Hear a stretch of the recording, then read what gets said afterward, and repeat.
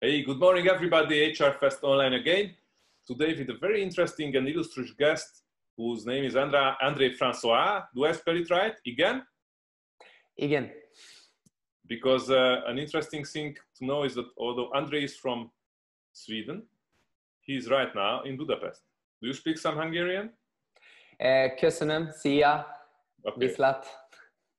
Tell us a bit about yourself, André. You are doing something that you call happy at work. That sounds very good. I think everybody wants to have a happy workplace, a happy work. What does it mean and why do you do that? Basically, we do that because we want more employees to feel happy at work and to achieve happiness at work. So we have created a tool that make it very easy for leaders to maintain and measure the happiness in a company, both happiness and workload. And then it's easy to make immediate actions when needed. So yeah, that's basically the ground idea about happy at work. And yeah, so the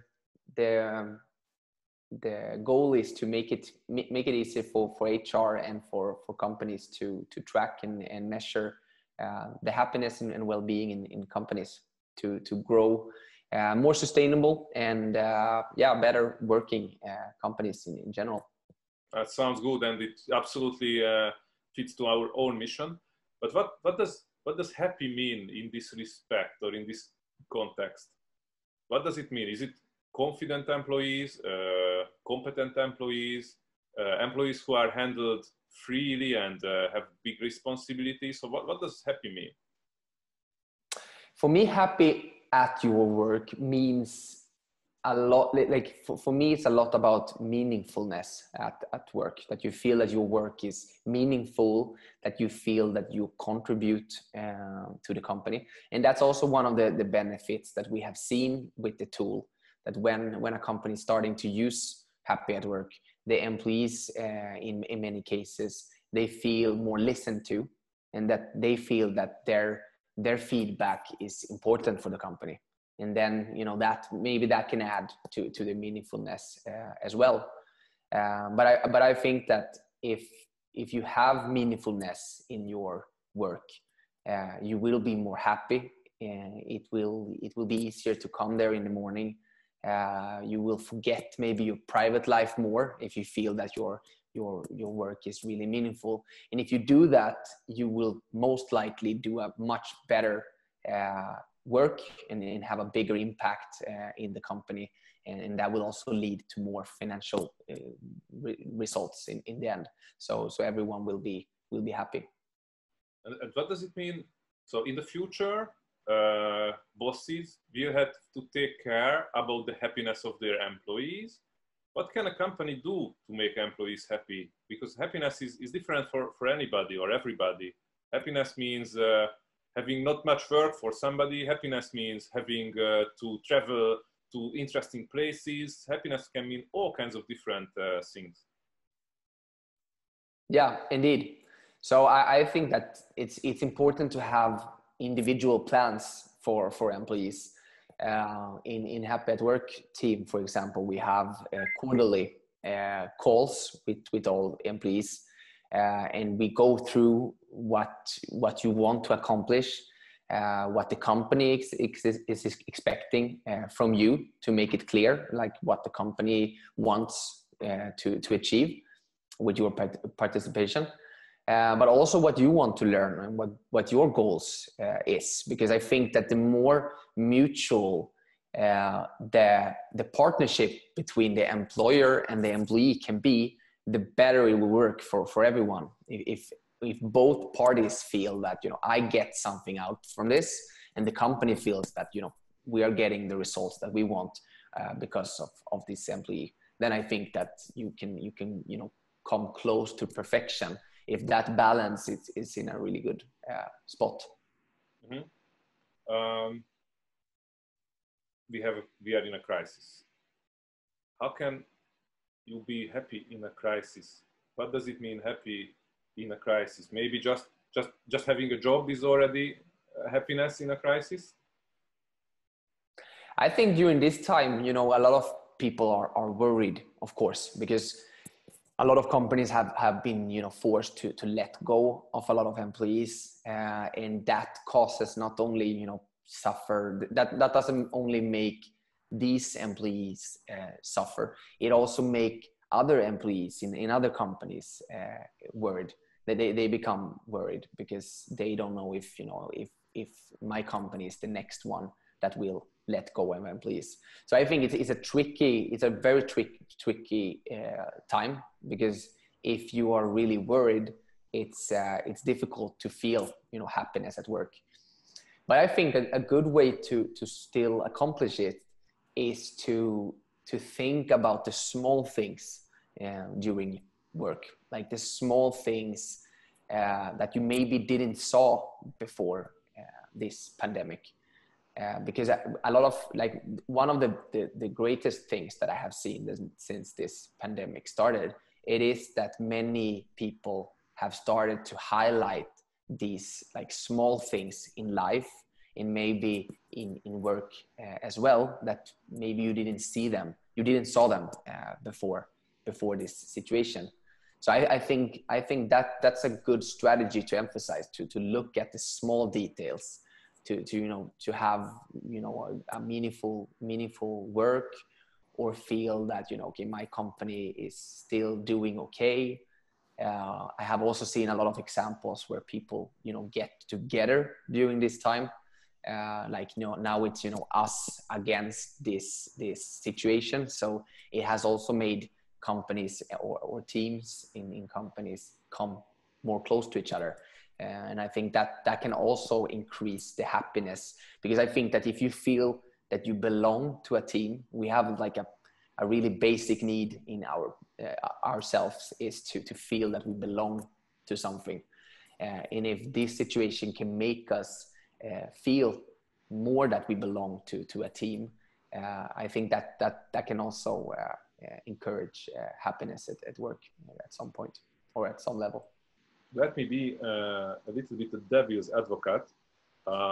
In what way is happiness at work or happy at work different from a normal, usual performance appraisal tool? They are also, some of them do have quarterly reviews where both the employee and the employer tells his or her perspective. So how are you more than that? Or how are you different than that? I would say that the key benefit or the power of happy at work is that it's continuous measurements, and during this time a lot of companies have measured every week. So you measure every week, but only with some really simple questions, not to make it too exhausting to answer the service.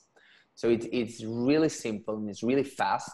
But then from these results, the manager can directly start a conversation with the employee, for example, anonymously. So if something is disturbing in the result that the manager gets, if the manager reads a comment about something that hasn't been as it should have been, or if someone has felt mistreated in the company, the manager can directly start a conversation with this person. And then maybe help this employee to a much better state, or maybe avoid that someone would quit the job, because maybe if something serious happens in a company, that can lead to people quit. And if you can stop that, then you have a lot of benefits or a lot of good aspects that you could avoid. So I would say that's the differentiation from that kind of tool, that it's simple yet powerful, and we also have some automatic features and algorithms that helps you to keep track over the trends in the company. So you don't have to analyze or administrate that much in the tool either, because the tool kind of do that for you. what are the right questions now to ask? What kind of questions do you ask from managers or from employees to find out if they are happy?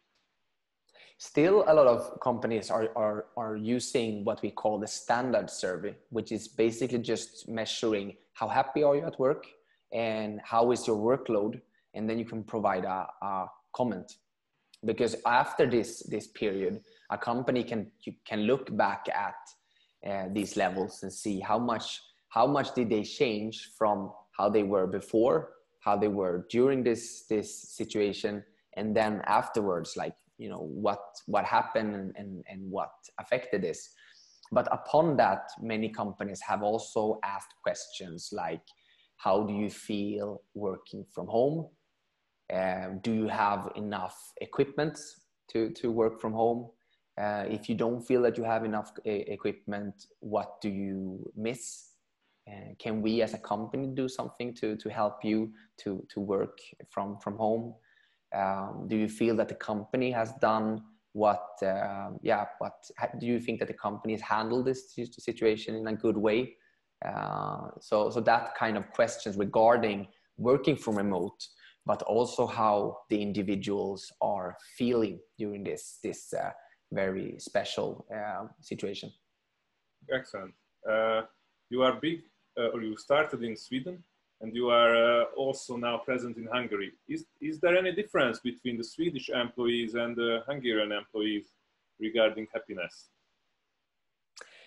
I would say that, like, the biggest difference in since I started to work more international in general, and after been talking with people from not only in Hungary but in other countries as well, I have realized that that something that is really good with the work culture in Sweden is that the employees really in general feels that they belong to the company, that they are part of the company. It's not that big of a difference between the employee and the employer.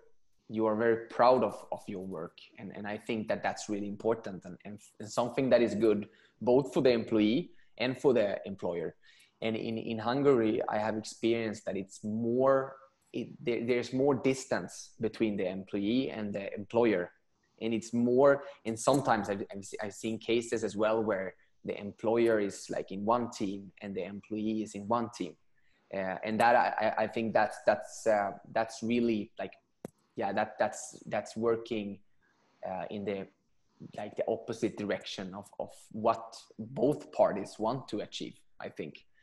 So that I would say that also can create unhappiness in work when you are like too separated, the employee and the employer, because you should work after the same goals and somewhat want to achieve the same things during the time.